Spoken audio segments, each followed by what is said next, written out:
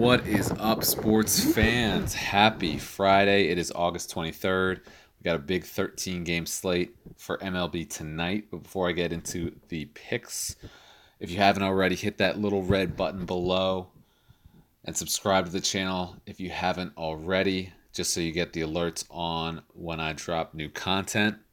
Follow me on Instagram and Twitter at the DFS Picks. I'm actually going to do something a little bit different.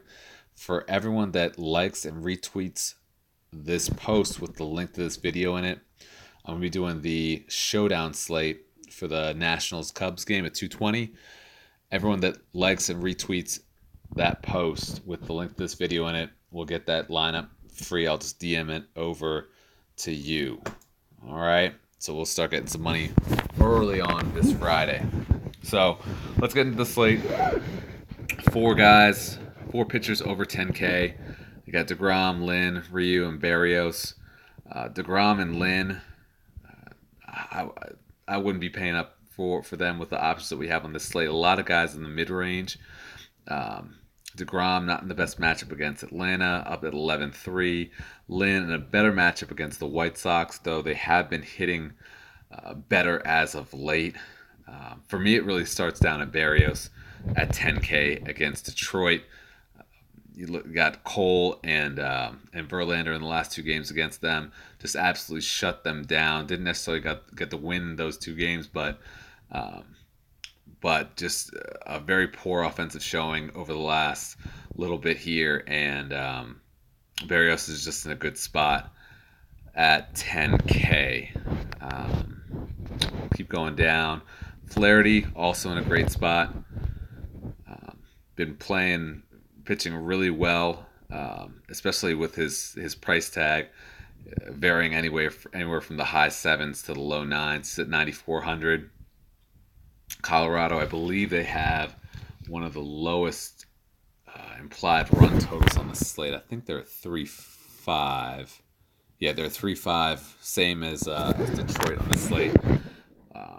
And with Flaherty pitching as well as he has, you look at his strikeouts. 5, 7, 10, 9, 9. Not necessarily a lock for me, but definitely high up on my priority list of getting him in there. Going down further, you got Erod. If you listen to my videos before, I'm not a big Erod fan. At 9,200, he's priced down further than where he was a couple games ago against Cleveland and against Kansas City where he was in the 10s. Always makes me nervous, kind of a wild card, but he's in a great matchup against San Diego in San Diego. Good pitcher's park, so definitely in play for me tonight. Greinke, someone else definitely in play. Coming off pitching better. I think the game against Oakland was his third or fourth game as an Astro. Getting better, and he's in a good spot against an Angels team that does strike out a little bit, and then he's priced down at 8,800. So we haven't seen him at this price in a little while. Not too many games that he's down at 8,800. So a lot of value. He's pitching better. So definitely in play for me tonight. Just not too many other guys, especially on a big slate. You expect a few more big spots. Not too many other ones. Got Velasquez in Miami in a good spot. Miami doesn't hit well against righties. Doesn't hit very well at all, but especially against righties. And Velasquez at 7,800. Definitely an option at the lower end. Going down at the very value pitching spots. Not too much. The only guy that really stands out to me is going to be Trent Thornton against Seattle. A lot of strikeouts in that lineup. More of a GPP play to fit in some higher end bats. Like if you want to stack, one of the more expensive teams, Twins, the Astros, he'd definitely be an option. As you can see from his game log, he's really all over the place. But he does have some upside up here against Seattle. But I think that about does it for pitching. Let's go over to some bats. Get over to those picks. So we'll start. I mentioned the Houston stack. Houston is going to be going up against who are they playing tonight? They are playing in Houston against the Angels. So they have a 5.8 implied run total going up against Jose Suarez, who has just had an awful run. He's just not, in general, a great pitcher. But if you look at the numbers over the last 5 games, 5.6, negative 2.1, negative 1.4, negative 2.5, just a bad string of games, not pitching very well. 6 homers in the last 4 games. Overall in the season, a 6.75 ERA. So a really good spot for these good Houston hitters who haven't been having the best week. They had a couple games I know they were chalky a couple nights ago. I think they only scored 1 run in that loss. But a good spot for them. And let's switch over to the projected lineup over here. The only problem with getting a stack in here is they're just going to be so expensive. But the guys that really stand out at the bottom of the lineup, Chirinos, who homered the other night, Reddick at 3,300. Those 2 guys could provide you a little bit of value at the bottom end. And then my number 1 guy in this lineup would be Altuve at 5,300, batting second. Just having a great season. I'm going to get over to stats right now. Where am I at?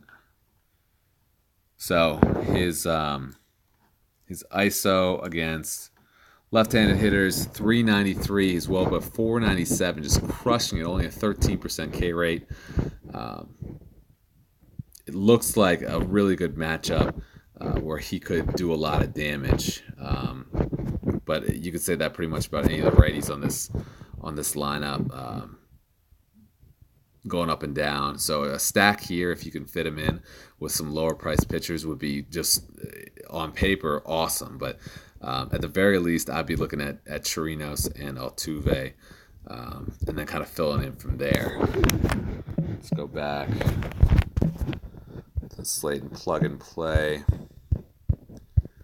with the Chirinos. And Altuve. Go to the next guy up. Let's swap back over here and go up to the projected lineup. So we go over to the Baltimore game in Camden Yards. We go to the Rays. So the Rays can offer a nice little value stack. You got Pham and Meadows over 5K, but the rest of the guys under 4,500. Going up and down the lineup, I had stacked the Rays tonight, and they played pretty well. The Orioles have just the worst bullpen in baseball, and Ty Block is just not a good pitcher. The O's pitching staff has been pitching a little bit better recently, but Block is just not a good hitter. You got to be looking at the righties against him, and there are 8 in the lineup for the Rays. Pham is a little bit too expensive. I wouldn't be going to him at 5-1. Meadows homer tonight, but Travis Denard at 4,400 looks to offer some power and value in the same spot, batting 4th. So he'd be the guy that I'd be looking at first, and then opening up around him. Looking down the lineup, Adames homer tonight as well. Aguilar got on base a couple times. So there is a lot of value and power in this lineup if you want to go there for a Rays stack. So we'll go back over here. And the good thing about Denard is he has dual eligibility at first base as well, so you can fit him in at 4,400. And one other guy at a value spot that I'd be looking at over here, and I've mentioned him before over the weekend a couple times, is Trent Grisham at 3,500. He is projected to start and lead off for Milwaukee. And he's going to get a bunch of at-bats, lefty-righty matchup. Should be good. Let's take a look at his game log. He did have a couple of bad games. against St. Louis and then against Washington. He pinch hit that last game on the 20th, but 220+ games on the 17th and the 14th. He has power, he has speed, so he does have stolen base upside. But a good little value here at 3,500 to round out the picks. So even with that, and let's get another pitcher in here. Let's say you go Barrios. Let's go even the two highest pitchers that I'm looking at, Barrios and Flaherty. Still have 3,400 per player, and that's with getting Altuve in there at paying up for him. So there are a lot of different options on this slate, on this big slate to go with. And just kind of playing around. Even if you went Barrios and paid down to, say, Greinke, and went with a Ray stack and maybe got Reddick in there from the Astros, there's definitely a way to fit everyone in. So that's all I have for tonight. Don't forget, if you retweet this video, retweet the post with the video link on my Twitter at the DFS Picks, I will DM you the showdown slate lineup for the Nationals and the Cubs. So I would appreciate definitely if you did that. Make sure you follow me on Instagram and Twitter at the DFS Picks. Subscribe to the channel if you haven't already, so you get alerts on when I drop new content. I'm planning on getting some content and free picks out every day this weekend at the least. So thanks for listening, guys, and good luck tonight.